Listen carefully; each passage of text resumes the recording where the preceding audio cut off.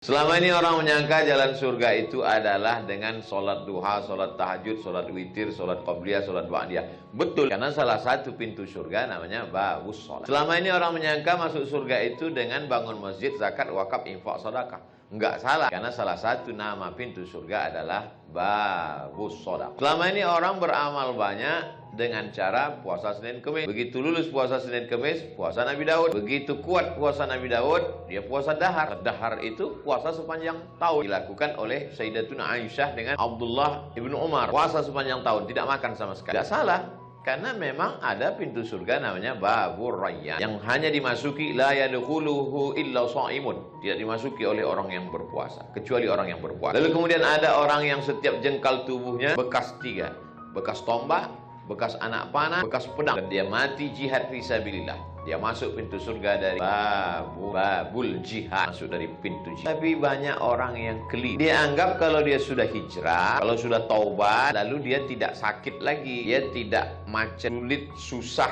hidupnya. Jadi banyak itu yang mengeluh ke saya pakai nomor baru, karena kalau nomor lama ketahuan.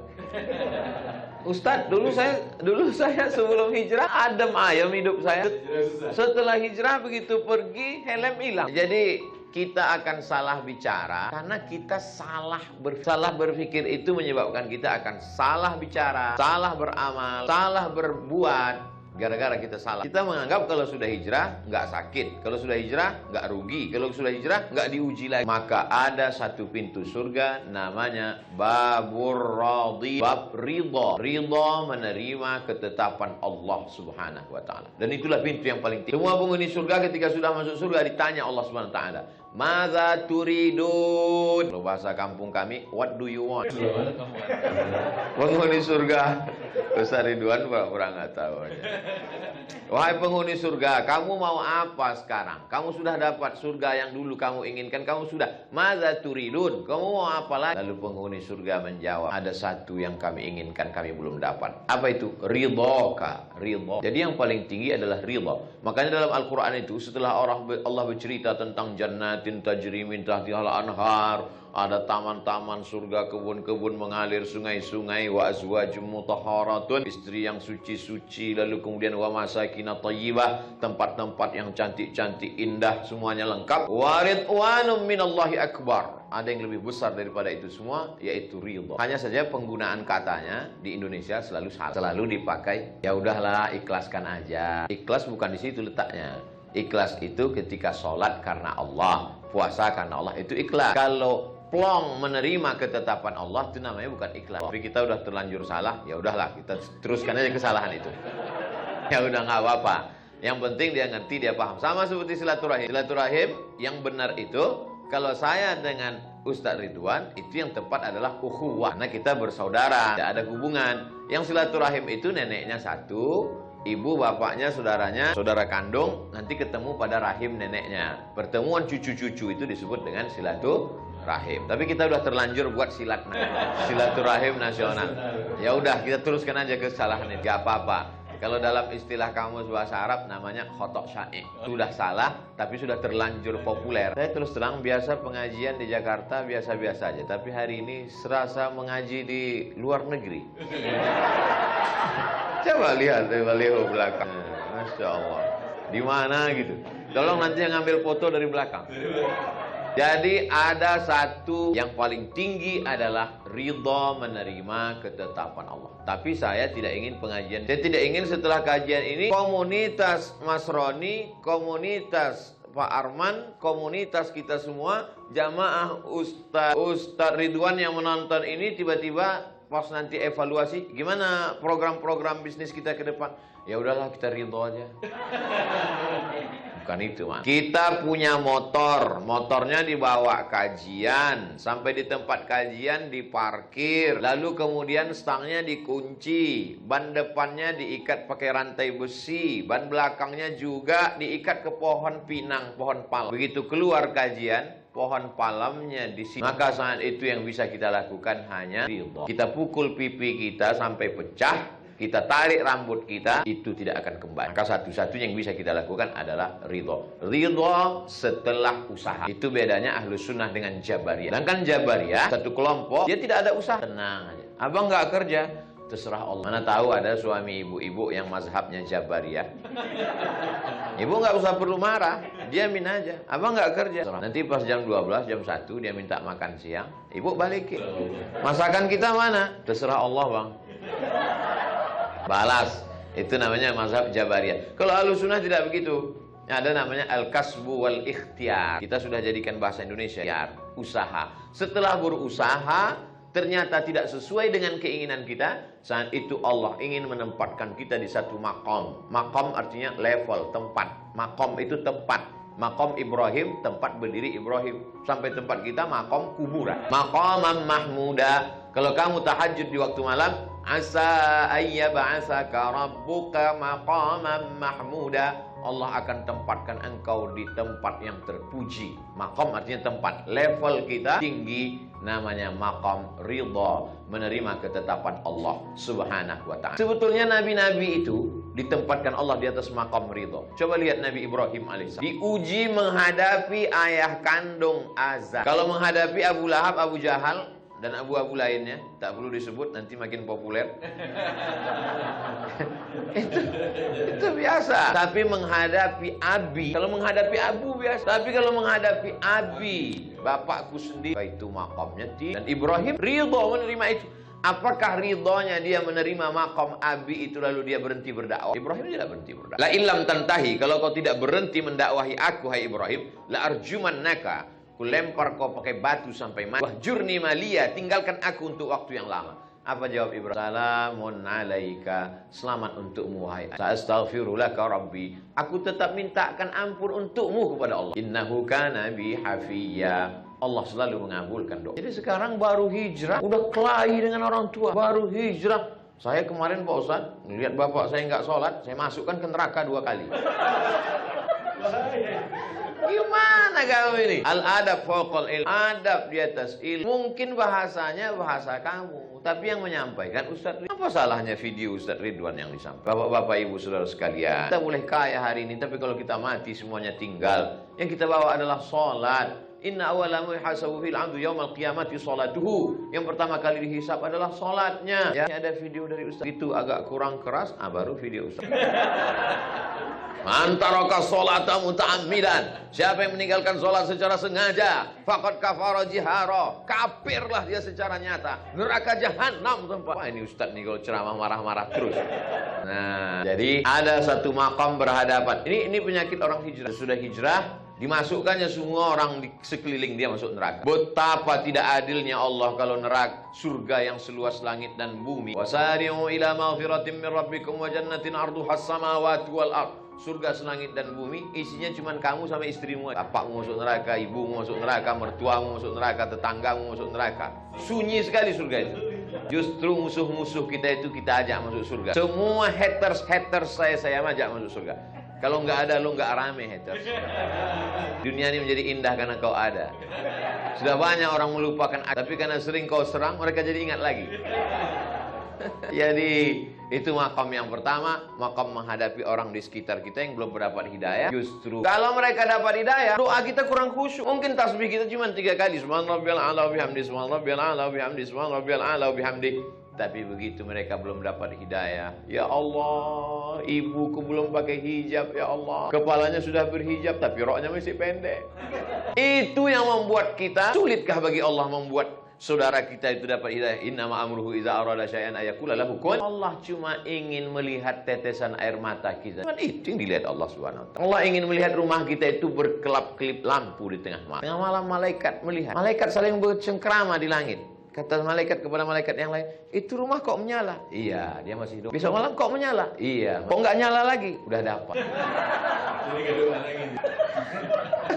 Ternyata belum dapat, hidup. Inilah manusia ini. Makam yang pertama, makam menghadapi orang di sekeliling. Makam berikutnya, apa yang dialami oleh Nabi Ibrahim alaihissalam? Rabbi habli minas shalihin, Rabbi habli minas shalihin, Rabbi habli minas shalihin. 86 tahun sampai buka franchise. Maksudnya? Menikah dengan Hajar. Yang ini jangan diikut, Pak. Karena bapak ini pandai mengalihkan ceramah saya. Ternyata Allah mau tunjukkan kuasanya. Setelah umur Ishak 13 tahun, 86 tahun umur Ibrahim, lahir 86 tambah 13, 99 tahun umur Ibrahim, baru lahir Ishak. Umur 86 tahun Ibrahim, lahir Ismail. Setelah umur Ismail 13 tahun, 13 tambah 86, 99 tahun umur Ibrahim, baru lahir Ishak. Bahasa Arab Yidhak, bahasa Ibrani Yitzhak, Idhak artinya ketawa. Ketawa Ibrahim saking lucunya perbuatan Allah terhadap diri. Semua orang mengatakan istrinya mandul. Arah mandul, nggak akan punya anak. 13 tahun setelah punya anak dari Hajar, baru Allah kirimkan. Allah cuma ingin berkata, aku mudah untuk melakukan itu. Kalau sesuatu yang biasa, kau tidak biasa saja.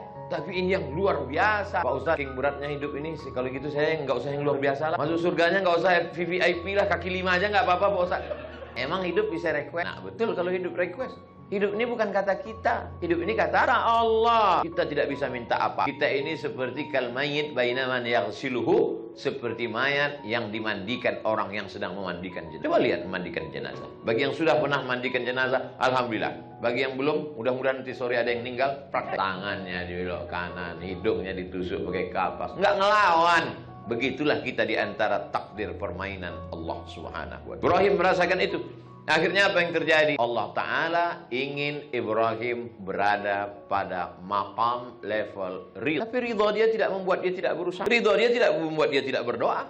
Dia tetap berdoa. Dia tidak pernah berhenti berdoa. Rabbi habli minas salihin. Rabbi habli minas salihin. Nabi Zakaria, Rabbi habli min ladunka dzurriyyatan thayyibah. Nabi berdoa. Ini baru hijrah 2 hari enggak mau berdoa. Kok enggak berdoa? Terserah Allah aja. Apa ente enggak berdoa? Kenapa ente enggak berdoa lagi? Terima Pak Ustaz. Enggak kabul-kabul Pak Ustaz. Nabi Muhammad sallallahu alaihi wasallam sampai di kota Madinah ngadap ke Baitul Maqdis. Orang Yahudi ngejek. Tuh, masa dia sholat ngadap ke tempat ibadah kita di Palestina? Kenapa enggak ngadap ke Ka'bah? Allah mau nguji Nabi. Akhirnya mata Nabi mendongak ke atas. Apa kata Allah? Qad nara taqalluba wajhika fis sama'. Kami lihat wajahmu menghadap ke langit. Falanuwalliyannaka qiblatan tardaha. Kami akan menghadapkan arah kiblat sesuai yang kau inginkan. Turunlah ayat di bulan Sya'ban. Fawalli wajhaka syatral masjidil haram. Hadapkanlah wajahmu ke arah Masjidil Haram. Berapa lama Nabi menghadapi ejekan, cacian, makian, bully dari haters Yahudi itu 17 bulan. 17 bulan, 16 sampai 17 bulan dicaci maki. Barulah pindah arah salat ke arah kiblat Ka'bah al-Musyarrafah di Makkah al-Mukarramah. Ada ujian. Padahal kalau mau, Nabi Muhammad itu tinggal berdoa. Wala saufa yu'tika rabbuka fatarda. Apapun yang kau mau, ku kasih ya Muhammad. Tapi bukan masalahnya kemauan kita, tapi kemauan Allah Subhanahu wa Ta'ala. Kesalahan orang hijrah selalu memaksa Allah untuk mengikut keinginan dia. Dianggapnya Allah itu tukang legalis. Dia mau, kita mau fotokopi ini diakui oleh dinas pendidikan. Karena kita mau fotokopi ini diakui dinas pendidikan, kita bawa ke kepala sekolah supaya dilegal. Kita anggap Allah tukang legal. Kita mau, lalu kita paksa Allah ingin mengikuti kemauan kita. Ketika Allah tidak mengikuti kemauan kita, kita katakan tak bermakna hijrah. Apa hijrah? Ini penting memahami pemahaman yang benar. Hijrah adalah ketika Ibrahim berkata, Hanifan musliman wa ma ana minal musyrikin. Hanifan condong kepada Allah. Selama ini condongnya kepada ayah. Selama ini condongnya kepada anak. Selama ini condongnya kepada harta. Selama ini condong itu apa sih Pak Ustaz? Miring itu apa sih Pak Ustaz? Cenderung itu Pak Ustaz. Pahamilah sendiri payah betul ceramahnya. Selama ini miringnya, cenderungnya, condongnya kepada materi, kepada dunia. Setelah itu dia cenderung ikut Allah Subhanahu wa Ta'ala. Jadi sekarang orang selalu berpemahaman, kalau saya sudah pindah, Allah sudah pilihkan saya jalan, maka Allah berikan saya yang mulus-mulus, yang nyaman-nyaman, yang enak-enak, yang mudah-mudah saja. Faqsusil qasasa. Ceritakan kisah-kisah itu wahai Muhammad. La'allahum yatafakkarun. Supaya mereka berpikir. Makanya namanya kita sebut 4 kali. Allahumma shalli ala sayyidina Muhammad wa ali Muhammad kama shallaita ala Ibrahim wa ala ali Ibrahim. Allahumma barik ala sayyidina Muhammad wa ala ali Muhammad kama barakta ala Ibrahim wa ala ali Ibrahim. Ibrahim tidak pernah hidup di zona aman dalam perjalanan hidup. Dari mulai pindah dari Babel, asalnya Ibrahim itu di Babel. Babel itu Babilonia, bukan Bangka Belitung. Dari Babilonia mau pindah ke Palestina, diperiksa di perbatasan. Perbatasan diperiksa. Situ ada seorang penguasa yang mengambil siapa saja yang punya istri yang bagus, cantik, cakep, diambil sama. Jadi memang penguasa ini unik-unik hobinya. Dia anak gadis nggak mau, bini orang aja mau dia. Maka ketika Ibrahim pindah lewat di situ, pas ditanya Nabi Ibrahim, ini perempuan ini siapa? Dan Nabi Ibrahim menjawab, saudari saya.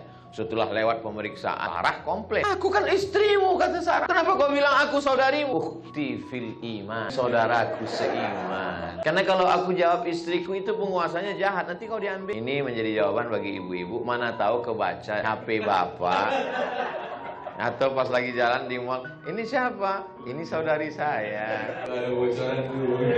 Saudara yang dimuliakan Allah Subhanahu wa taala, ada maqam. Apa tujuan Ustadz bercerita tentang Nabi Ibrahim? Supaya ketika kita menyebut nama Ibrahim, kita tahu bahwa Ibrahim tidak pernah berada pada zona nyaman. Berhadapan dengan ayah kandung, lulus. Berhadapan dengan orang, ring 1 lulus. Sekarang ring 2, masyarakat sekitar penyembah berhala. Masuk Nabi Ibrahim alaihissalam ke dalam, ambil kampak, yang hancurkan berhala-berhala yang kecil. Begitu mereka pulang dari kebun sore, mereka lihat hancur semua. Mereka sudah tahu ini pasti Ibrahim yang melakukan. Ini pasti Ibrahim punya kerja. Walaupun waktu itu belum ada CCTV. Mereka sudah tahu nih Ibrahim. Mereka tangkap Ibrahim, mereka tanya, a'anta fa'alta hadza bi alihatina ya Ibrahim. Jadi biasanya kalau lewat makanan hilang konsentrasi.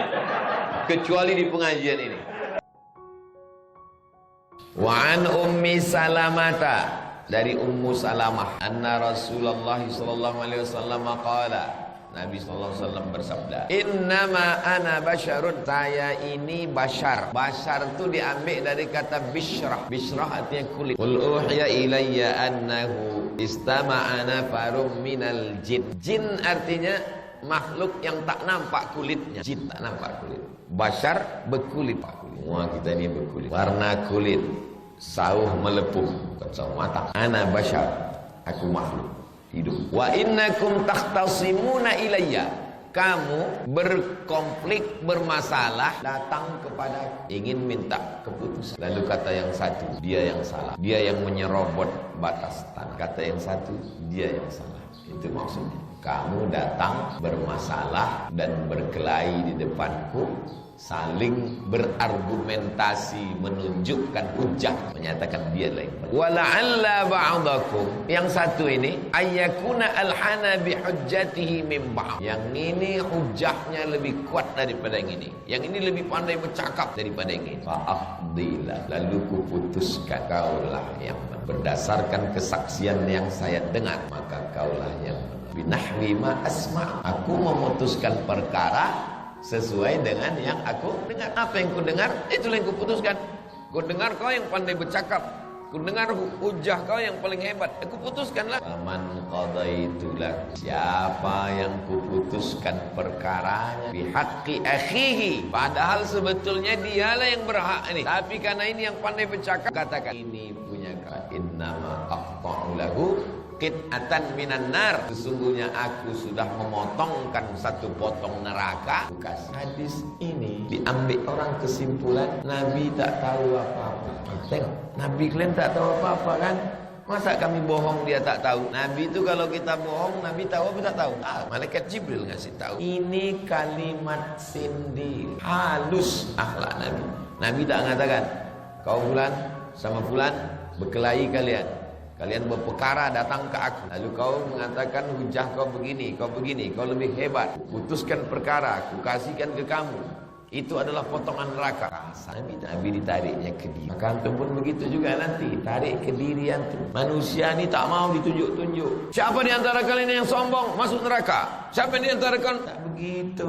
Walaupun Abdul Somad ni ustaz, duduk di atas kursi, Datuk Sri Ulama, profesornya 3, terakhir dari Universiti Melaka, sebetulnya Universitas Sabah, sebelumnya Universitas Brunei. Tapi kalau sombong masuk neraka, itu lebih menyentuh hati orang daripada tunjuk-tunjuk orang. Bapak masuk neraka, ibu masuk neraka. Begitu akhlak Nabi. Paham antum? Kalau saya tausiah, bahasa siapa yang saya pakai itu bahasa dakwah. Jangan kita tunjuk-tunjuk orang. Apalagi balik ke kampung. Kampung tu ada nenek mama, ada orang tua, ada senior, ada Pak Kades, Pak Kadus, baru pulang. Kita tengok calon-calon penghuni neraka semuanya. Sakitlah hati orang. Tarik ke diri kita. Nabi selalu menarik. Adabani Rabbi fa ahsana tadi. Hadis ini mengisyaratkan kepada hakim, karena yang memutuskan perkara itu adalah hakim. Yang ini hebat pengacaranya, dipasangnya pengacara termahal, bayarannya per detik $100. Hebat, putuskan. Karena putuskan, ingat itu adalah qit'atan minan nar, sepotong api neraka. Berapa lama lah kau nikmati sepotong api neraka ini di dunia? Sampai 60 tahun. Umur mungkin sampai 60. Umur mungkin sampai 70. Tapi menikmatinya hanya sampai 4. Asal udah di atas 40, minum teh manis, diabetes. Kepala bau, kolesterol. Musangking, gula darah. Emping melinjo, asam. Apa yang mau dicari di dunia ini? Ustadz Somad, ketika kita lahir, sel di tubuh kita ini sudah mengalami kematian. Waktu kita lahir, ada sel itu yang mati, tapi yang hidup lebih banyak daripada yang mati. Jadi kalau sel kita 10, mati 1, 9 hidup. Bukan mati 1 tumbuh 1000. Waktu sebelum 40. Setelah 40, lebih banyak yang mati daripada yang. Cakap saya ini nanti, sekarang belum paham antum. Cakap saya ini nanti pas antum sudah umur 42. Baru antum bilang, betul kata Ustaz Somad. Asal lama duduk, payah tegak. Asal lama tegak, mata ragu, tangka bini awak, rupa bini orang. Telinga mulai pokak. Berapa lama lagi kita nikmati yang haram-haram ini? Haram sana, haram sini, haram sana. Kan bisa dinikmati. Untuk siapa? Untuk anak. Anak itu pun tak ingat ke kita, karena dikasih makan haram. Kasihan sekali lah orang yang makan haram ini. Membayar pengacara, membayar perangkat hukum demi untuk mengambil tanah orang, dia pun tak bisa menikmatinya. Untuk siapa kata dia? Untuk anak saya Pak Ustaz. Anak kau pun tak bisa menikmatinya. Kenapa? Bininya pula garang. Untuk siapa kau cari yang haram tuh? Untuk istri saya Pak Ustaz. Bini kau pun tak menikmatinya. Karena setelah kau mati, bini kau dinikahi perampok. Dunia tak dapat, akhirat melayang. Carilah rezeki yang tak menganiaya, yang tak mengambil harta orang, yang tak mengambil neraka. Qit'atan minarna, sepotong neraka. Muttafaqun alaih. Hadis ini ada dalam Sahih Al-Bukhari, ada dalam Sahih Muslim. Itu tadi kan ada kalimat al-hana, ayyakuna al-hana bihujjatihi. Al-hana maksudnya a'lam. Hujjahnya itu a'lam. Dia berhujjah, berargumentasi, berdalil seakan-akan lebih a'lam, lebih berilmu daripada yang ini. Ini tak pandai bercakap. Apa betul ini tanah milik anda? Tanah saya Pak. Mana buktinya? Ya pokoknya tanah saya lah Pak. Tak pandai. Yang ini pandai. Bersilat lidah, berkelit. Makanan dia belut digoreng pakai oli. Bayangkan antum. Kalah dia berperkara. Qit'atan minanna, sepotong api.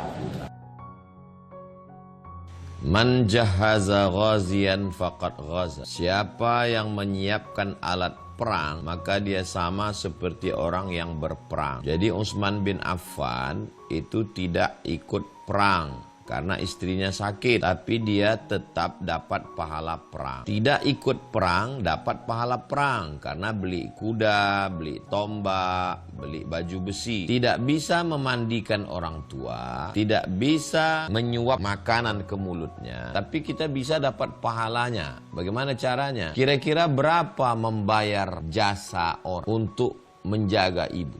Ibu, saya punya suami, saya punya anak. Kira-kira berapa membayar jasa orang? Musyawarah antar keluarga. Kakak, adik, saya tak bisa hadir karena kewajiban saya. Sorga saya di bawah tapak suami saya. Kira-kira kita iuran berapa ini? 1 juta dari kamu, 1 juta dari kamu, 1 juta dari kamu. Kita bertiga. Lalu kita bayarkan orang untuk mengganti pampers, untuk memandikan, mewudukkan, mengepel badannya, membuatkan teh hangat, menyuapkan makannya, dipasang CCTV kalau kita khawatir terjadi sesuatu yang tak diinginkan, karena manusia punya batas kesabaran. Ini yang pertama. Jadi ma la yudraku kullu la yutraku kullu. Sesuatu yang tidak bisa kita laksanakan secara utuh bukan berarti kita meninggalkan juga secara utuh. Kalau tidak bisa 100, jangan tinggalkan 100. 50 laksanakan. Yang kedua, seorang laki-laki mendapatkan anak gadis berusia 25 tahun, dikandung 9 bulan 10 hari, dikeluarkan ke atas dunia meregang nyawa, disusukan 2 tahun. disekolahkan TK, SD, SMP, SMA, S1, dibelikan baju. Setelah dia gadis, diserahkan bulat-bulat anak gadis nih. Ambillah dia sebagai istri. Itulah namanya mertua. Mertua itu jauh lebih sayang ke kita daripada orang tua. Kalau orang tua saya sayang ke saya karena saya anaknya. Memang lahir dari perutnya. Tapi ada orang yang tidak punya hubungan apa-apa dengan kita, tapi dia memberikan anak gadisnya ke kita. Itulah namanya mertua. Maka kita mesti lebih sayang ke dia daripada anak kandung. Karena dia lebih sayang ke kita dari ibu kandung kita. Maka kita mesti membalas dia lebih dari anak kandung. Sesuai dengan kemampuan kita. La yukallifullahu nafsan illa usaha. Saya tak bisa membahagiakan mereka karena keterbatasan saya. Maka apa yang bisa saya buat membahagiakan mereka? Mengirimkan gambar cucunya, mengirimkan foto cucunya. Satu hari, 1 video, 2 video untuk menyenangkan hatinya. Ketika dia bahagia, ketika dia senang, terbuka pintu-pintu langit, terbuka rahmat Allah SWT. Andai na'udzubillah, malang tak dapat ditolak, untung tak dapat diraih. Datang ujian Allah, sakit. Maka bermusyawarahlah kita. Nah, Allah menyuruh wa amruhum syura bainahum, bermusyawarah. Saya sebagai menantu, ini anak, ini saudara. Kira-kira apa yang bisa kita lakukan untuk orang tua? Macam menarik rambut di atas tepung. Tepungnya tidak rusak, rambutnya juga bisa ditarik. Karena kalau mau menunjukkan keegoan kita akan berkata, ini istri saya, surgamu sudah beralih, bla bla bla bla, dan seterusnya. Islam ini tidak hanya hukum, tapi juga ada akhlak yang lebih tinggi daripada. Kalau pakai rasional, pakai dalil-dalil, ada 1000 dalil. Tapi kalau sudah menyentuh hati, maka meleburlah dalil-dalil. Mudah-mudahan kita lebih mengedepankan hati, perasaan, sehingga kita bisa berbuat baik pada orang-orang yang sudah berjasa dalam hidup. Demikian, wallahu a'lam bishawab.